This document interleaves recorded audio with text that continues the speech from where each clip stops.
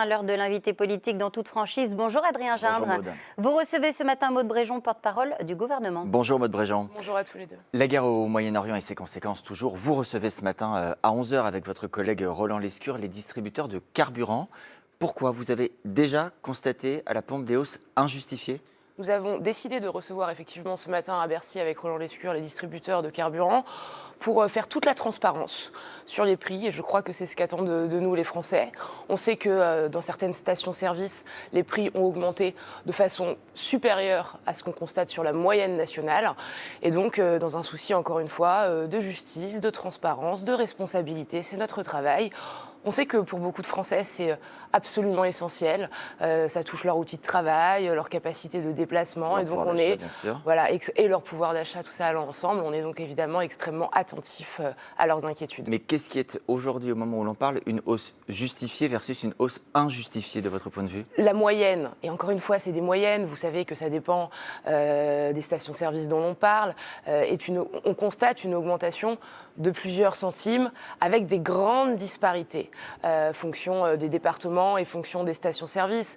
Vous le voyez probablement dans les reportages que vous montrez sur TF1. Donc, encore une fois, face à des inquiétudes qui sont légitimes, qui ne concernent pas uniquement le carburant, mais la crise dans sa globalité, toute la transparence doit être faite et on appelle évidemment chacun à être raisonnable. Mais il y a une liberté des distributeurs à fixer leurs prix. Ou vous souhaitez les contraindre? Il y a une prix. Il y a une responsabilité du gouvernement, c'est celle de, encore une fois, faire cette transparence, avoir un suivi. C'est ce que nous faisons avec Roland Lescure, heure par heure, avec plusieurs réunions chaque jour, pour suivre l'évolution des prix sur le carburant. Donc il y aura une forme d'appel à la modération, à la mais également responsabilité sur le des gaz, distributeurs. Évidemment, nous appelons les distributeurs à être raisonnables et quant à nous, nous mettrons tout en œuvre pour faire des contrôles si nécessaire. Je crois que là encore, on a tous intérêt à se serrer les coudes. C'est une guerre que nous n'avons pas choisie, mais qui a des impacts aussi sur la France, sur la vie des Français. On le voit déjà. Et donc la responsabilité du gouvernement, c'est de protéger nos concitoyens. Vous parliez de nos reportages, on voit aussi sur le terrain des automobilistes qui font le plein par précaution parce qu'ils redoutent justement les hausses à venir, qui pourraient d'ailleurs être plus importantes si les situations perdurent, voire s'aggravent. Est-ce que vous leur dites aujourd'hui c'est inutile, voire contre-productif, voire même dangereux pour nos stocks de se précipiter à la pompe? Il n'y pompe? a aucun risque de rupture d'approvisionnement à l'heure où on se parle, ni sur le carburant, ni sur le gaz. Évidemment, il ne faut pas créer le problème nous-mêmes. Chacun le comprend et je le dis de façon, encore une fois, très humble parce que j'entends les inquiétudes de nos concitoyens, je l'entends dans ma propre circonscription. Et donc, nous essayons de passer le message le plus rassurant possible. Nous avons des stocks, nous avons appris de la crise de 2022, nous avons diversifié nos approvisionnements. C'est aussi le message que je voudrais passer ce matin. Tout ne vient pas du détroit d'Ormuz. C'est le message que je voudrais passer ce matin. Nous ne sommes absolument pas dans la situation que la France a connue entre 2021 et 2023. Ça n'a rien à voir.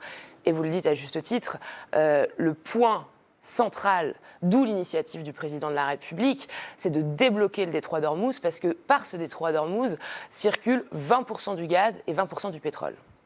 Je voudrais qu'on évoque également la question des rapatriements. Maud Bréjon, hier matin, un premier vol avec des places réservées pour des Français qui revenaient du Sultanat d'Oman est arrivé via Le Caire. Un deuxième vol cette nuit, il me semble, en provenance de Sharm el-Sheikh en Égypte. Vous avez, vous, des précisions? Oui. Avec 205 Français qui sont revenus cette nuit effectivement de Sharm el-Sheikh, mais il s'agissait de Français qui étaient en Israël et qui ont été évidemment accompagnés tout au long du trajet par les équipes françaises sur place. D'autres vols auront lieu, je ne suis pas en mesure de vous dire précisément à quelle heure parce que vous savez que tout ça dépend des conditions de circulation. Ce que je peux vous dire ce matin, c'est qu'il y a, vous le savez, 400 000 personnes en tout dans la région, 35 000 inscrits sur le fil Ariane et que tous les Français qui souhaitent revenir, évidemment, reviendront. Tout est mis en place par le Quai d'Orsay notamment et par mon collègue Jean-Noël Barrot. Mais ça doit se faire dans des conditions de sécurité totales. Et donc, mais là, Maud Bréjon, on parle de vols qui ont été opérés par des compagnies aériennes. Est-ce qu'il y aura également des vols militaires, des vols de la République pour ces rapatriements? C'est possible. C'est possible, toutes les options sont sur la table. Encore une fois, parce que notre responsabilité, c'est de protéger les Français, c'est de leur permettre de revenir sur notre sol, mais dans de bonnes conditions de sécurité. Et donc évidemment, on s'adapte à une situation qui est très évolutive. Un mot de la situation sur le terrain. Dans son allocution, mardi, le chef de l'État a annoncé plusieurs mesures. Le déploiement du porte-avions Charles de Gaulle, qui se déplace en ce moment même, de frégates, de rafales. Il a eu également hier un message à l'attention du Premier ministre israélien, Benjamin Netanyahou, au sujet du Liban. Il l'appelle, je cite, à préserver l'intégrité territoriale du Liban et à s'abstenir d'une offensive terrestre. Le fait est que les soldats israéliens mènent cette offensive terrestre. Quelle va être la réaction française si Israël poursuit et étend son offensive au Liban? Ce que je peux vous dire ce matin, c'est que la position, elle est claire. Le président de la République l'a redit hier. Il l'a dit effectivement à Benjamin Netanyahou. Il a aussi échangé avec le président Donald Trump. Et donc, nous sommes aux côtés du Liban, nous sommes aux côtés des Libanais. Vous savez que la FINUL est déployée sur place. Et donc, nous continuerons autant que possible, évidemment, à être aux côtés du Liban, à être aux côtés de tous nos alliés sur place. Et plus globalement, ce que je veux dire ce matin, c'est que la France travaille à soutenir ses partenaires régionaux pour contenir autant que possible l'embrasement du conflit dans la région. Mais est-ce que la France considère... C'est ça le rôle de la France en ce moment sur place. Est-ce qu'elle considère être en guerre ou être prête à entrer en guerre? Non, nous ne sommes pas en guerre. Par ailleurs, nous n'avons pas voulu ce conflit. Je crois qu'encore une fois là-dessus, Emmanuel Macron a été d'une clarté totale. Pour autant, nous sommes aux côtés de nos partenaires, dans une posture qui est une posture défensive pour les accompagner à garantir leur sécurité. Et je le redis, contenir ce conflit pour éviter autant que possible l'escalade régionale et l'embrasement.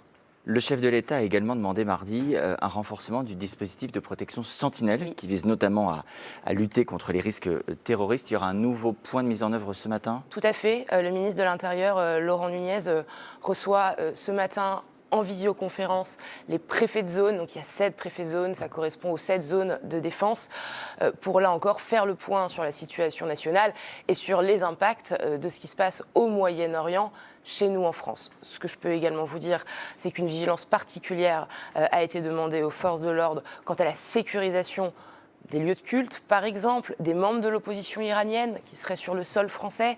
Et une augmentation du dispositif Sentinelle a également été mise en place par les ministères de l'Intérieur. Concrètement, ça veut dire qu'il y aura plus de militaires alloués, mobilisés dans le cadre de ce dispositif. Avant de conclure, Maud Bréjon, un mot très rapide de politique. Vous avez peut-être lu le Figaro ce matin. Il y a un sondage commandé à l'Institut IFOP qui donne pour la présidentielle de 2027 Jordan Bardella entre 36 et 38% des intentions de vote au premier tour. Pour Édouard Philippe, qui est le mieux placé, ce serait 16% s'il était le candidat unique du bloc central, 23% s'il rassemblait toute la droite et tout le centre.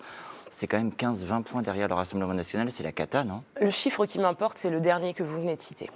Ce chiffre des 23%, alors qu'il faut prendre avec beaucoup de Édouard prudence, Philippe rassemble toute la droite et le centre. il montre une chose, c'est que l'unité du centre et de la droite en 2027, avec un programme et un candidat unique, est une condition nécessaire à l'accession au second tour, encore une fois, des idées de la droite et du centre, pour éviter ensuite d'avoir Jordan Bardella qui arrive à l'Élysée.